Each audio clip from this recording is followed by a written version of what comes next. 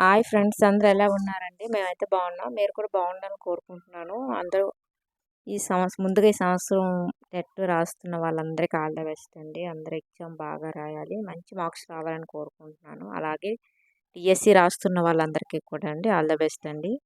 అందరూ బాగా రాయండి.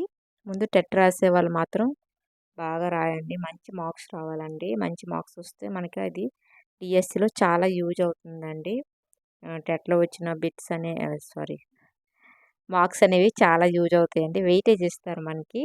ఒకవేళ మనకి డిఎస్సిలో కొంచెం తక్కువ వచ్చినా ఇందులో ఈ మార్క్స్ మనకి కవర్ అవ్వడం జరుగుతుంది. దానివల్ల మనకి మంచి ప్లేస్మెంట్ అనేది రావడం జరుగుతుందండి. అందువల్ల టెట్ కూడా బాగా రాయాలండి. ఓన్లీ క్వాలిఫై అవ్వడానికి కొంతమంది చూస్తుంటారు. క్వాలిఫికేషన్ కోసం కాదండి. ఇది ఖచ్చితంగా మార్క్స్ అనేవి మనకి రావాలి. ఎక్కువ మార్క్స్ రావడానికి ట్రై చేయండి. ఎందుకంటే చాలా ఇంపార్టెంటు ఈ టెట్లో వచ్చిన మార్క్స్ అనేవి. అందువల్ల నేను చెప్తున్నాను. అందరూ కూడా టెట్కి ఆల్రెడీ స్టార్ట్ అయిపోతున్నాయి ఎగ్జామ్స్ అనేవి. మీరు బాగా చదివి రివిజన్ చేయండి. కొత్తవి చదవకండి, పాతవి మాత్రం రివిజన్ చేయండి. ఈరోజు నేను తెలుగు చెప్తున్నానండి. తెలుగు కంటెంట్ చాలా ఇంపార్టెంట్ అంటే ఇవి అసలు స్కిప్ చేయకండి దయచేసి వీడియోని. చాలా ఇంపార్టెంట్ బిట్స్ కవుల గురించి చెప్పడం జరుగుతుంది. అందువల్ల మొత్తం చూడండి. వీడియో కానీ నచ్చితే లైక్ చేయండి, షేర్ చేయండి, సబ్స్క్రైబ్ చేయండి ఫ్రెండ్స్. ఫస్ట్ మనం చూసుకుంటే చూడండి, నన్నయ్యకు ముందున్న యుగాన్ని ఏమంటారంటే ప్రాజ్ఞాన యుగం అండి. నన్నయ్యకు ముందున్న యుగాన్ని ఏమంటారంటే ప్రాజ్ఞాన యుగం అంటాము. నెక్స్ట్, కవులు ప్రాధాన్యాన్ని అనుసరించి యుగ విభజన చేసిన సాహిత్య చరిత్రకారుడు ఎవరంటే ఆచార్య పెంగళి లక్ష్మీకాంతం అండి. కవుల ప్రాధాన్యాన్ని అనుసరించి యుగ విభజన చేసిన సాహిత్య చరిత్రకారుడు ఎవరంటే ఆచార్య పెంగళి లక్ష్మీకాంతం అండి.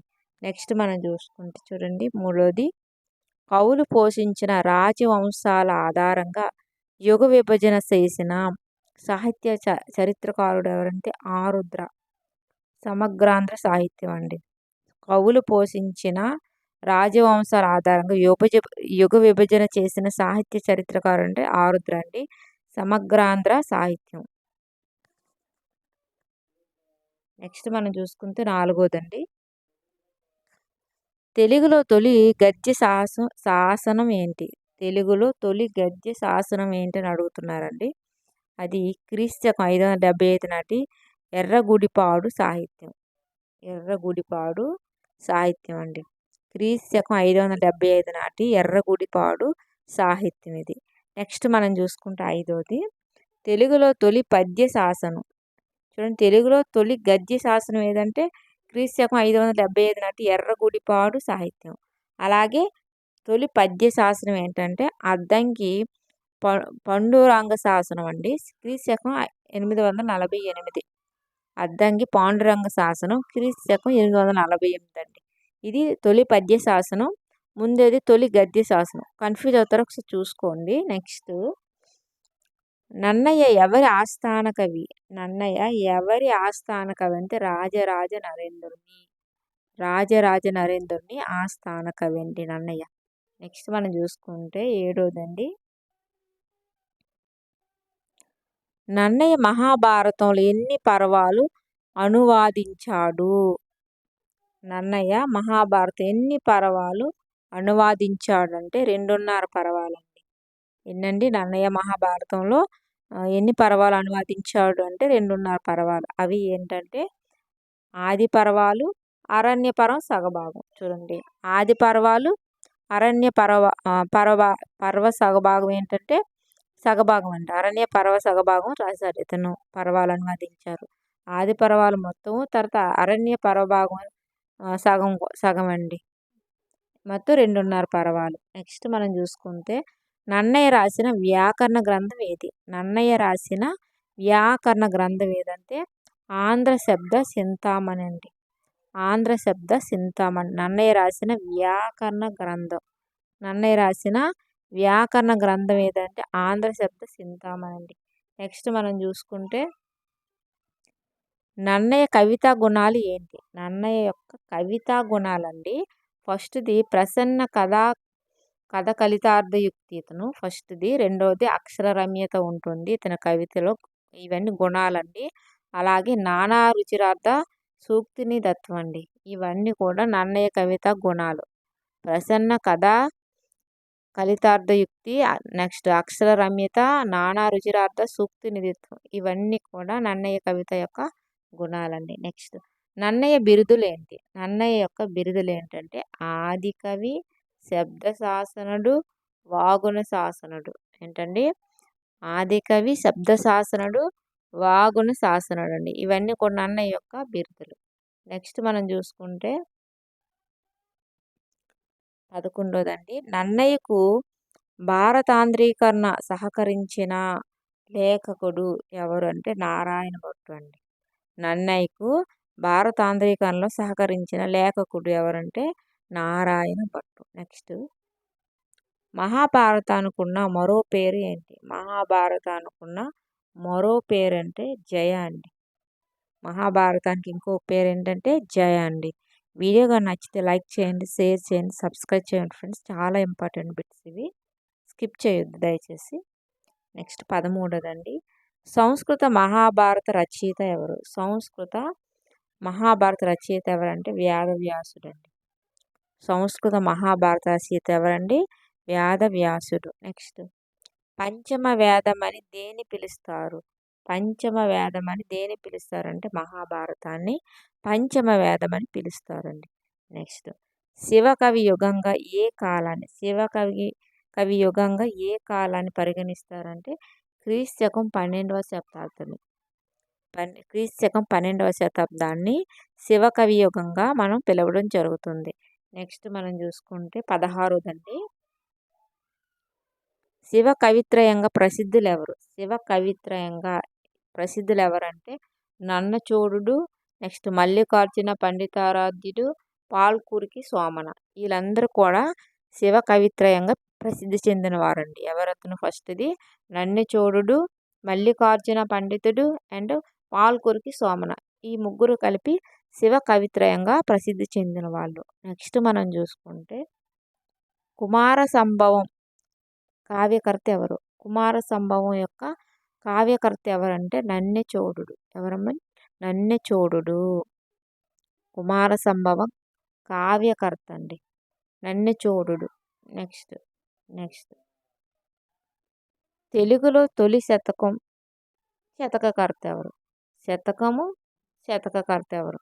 తెలుగులో తొలి శతకం ఏంటంటే వృషాధిప శతకం అండి. శతకకర్త ఎవరంటే పాల్కురికి సోమన. తెలుగులో తొలి శతకం ఏంటంటే వృషాధిప శతకం అండి. శతకకర్త ఎవరంటే పాల్కురికి సోమన. చూడండి, శతకకర్త కూడా ఇవ్వడం జరిగింది. నెక్స్ట్ వృషాధిప శతకం ఏ ఛందస్సులో ఉంది? వృషాధిప శతకం ఏ ఛందస్సులో ఉందంటే చంపక ఉత్పలమాలండి. చంపక ఉత్పలమాల ఛందస్సులో ఉంది. నెక్స్ట్ బసవోదాహకరణకర్త ఎవరు? బసవోదాహకరణ కర్త ఎవరు అంటే పాల్కురికి సోమన అండి. నెక్స్ట్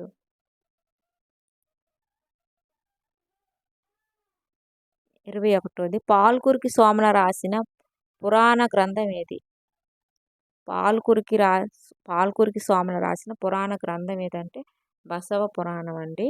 నెక్స్ట్ మార్గదేశ కవితలను తొలిసారిగా ప్రస్తావించిన కవి ఎవరంటే నన్నెచోడుడు. మార్గదేశ కవితలను తొలిసారిగా ప్రస్తావించిన కవి ఎవరంటే నన్నెచోడుడు అండి. నెక్స్ట్ కవి రాజశిఖామణి బిరుదున్న కవి ఎవరంటే నన్నెచోడుడు అండి. కవి రాజశిఖామణి బిరుదున్న కవి ఎవరంటే నన్నెచోడుడు. అలాగే మార్గదేశ కవితలను తొలిసారిగా ప్రస్తావించిన కవి ఎవరంటే నన్నెచోడుడు. నెక్స్ట్ మనకి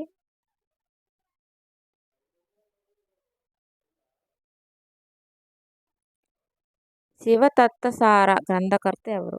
శివతత్వసార గ్రంథకర్త ఎవరంటే మల్లికార్జున పండితాచార్యుడు. శివతత్వసార గ్రంథకర్త ఎవరంటే మల్లికార్జున పండితాచార్యుడు అండి. నెక్స్ట్ తిక్కన ఎవరి ఆస్థాన కవి? తిక్కన ఎవరి ఆస్థాన కవి అంటే మనుమ సిద్ధి. మనుమసిద్ధి యొక్క ఆస్థాన కవి అండి. నెక్స్ట్ మనకి మనుమసిద్ధికి తిక్కన అంకితం ఇచ్చిన గ్రంథం ఏది అంటే నిర్వచనోత్తర రామాయణం. మనుమసిద్ధికి తిక్కన అంకితం ఇచ్చిన గ్రంథం ఏదంటే నిర్వచనోత్తర రామాయణం అండి. నెక్స్ట్ మనకి 27ది నిర్వచనోత్తర రామాయణం ఏ కోవకు చెందిన కావ్యం అంటే మనకి పద్య కావ్యం. నిర్వచనోత్తర రామాయణం ఏ కోవకు చెందిన కావ్యం అంటే పద్య కావ్యం. నెక్స్ట్ తిక్కన భారతంలో ఎన్ని పర్వాలు అనువదించాడు? తిక్కన భారతంలో ఎన్ని పర్వాలు అనువదించాడంటే అవి విరాట పర్వం నుండి స్వర్గారోహణ పర్వం వరకు మొత్తం 15 పర్వాలండి. విరాట పర్వం నుండి స్వర్గారోహణ పర్వం వరకు మొత్తం 15 పర్వాలు తిక్కన భారతంలో పర్వాలు అనువదించాడండి. తిక్కన ప్రతిపాదించిన కొత్త మతం ఏది? తిక్కన ప్రతిపాదించిన కొత్త మతం ఏదంటే హరిహరోద్వత్వం. హరిహరోద్వత్వం అండి తిక్కన ప్రతిపాదించిన కొత్త మతం అండి ఇది. నెక్స్ట్ 30 చూసుకుంటే తిక్కన భారతాన్ని ఎవరికి అంకితం ఇచ్చాడు అంటే హరిహరనాథుడికి. తిక్కన భారతాన్ని హరిహరనాథుడికి అంకితం ఇవ్వడం జరిగింది. నెక్స్ట్ మనకి 31దండి. తిక్కన బిరుదులు ఏంటి? తిక్కన యొక్క బిరుదులు ఏంటి? కవి బ్రహ్మ, ఉభయ కవి మిత్రుడండి. కవి బ్రహ్మ, ఉభయ కవి మిత్రుడు అనేవి తిక్కన యొక్క బిరుదులు. నెక్స్ట్ మనం చూసుకుంటే తిక్కన కవితా రీతుల్లో ప్రధానమైనవి ఏవి? తిక్కన కవితా రీతుల్లో ప్రధానమైనవి ఏంటంటే నాటకీయత, వ్యంగ్యం, తెలుగుదనం. ఇవన్నీ కూడా తిక్కన కవితా రీతిలో ప్రధానమైనవండి. నాటకీయత కనిపిస్తుంది, వ్యంగ్యం కనిపిస్తుంది, తెలుగుదనం. ఈ 3 కూడా తిక్కన కవితలో కనిపిస్తాయండి. నెక్స్ట్ తిక్కన అంకితం తీసుకున్న గ్రంథం ఏంటి? తిక్కన అంకితం తీసుకున్న గ్రంథం ఏదంటే కేతన దశకుమార చరిత్ర. కేతన దశకుమార చరిత్ర అండి తిక్కన అంకితం తీసుకున్న గ్రంథం. తిక్కన జన్మస్థానం ఏది అంటే గుంటూరు అండి. తిక్కన గుంటూరులో జన్మించడం జరిగింది. నెక్స్ట్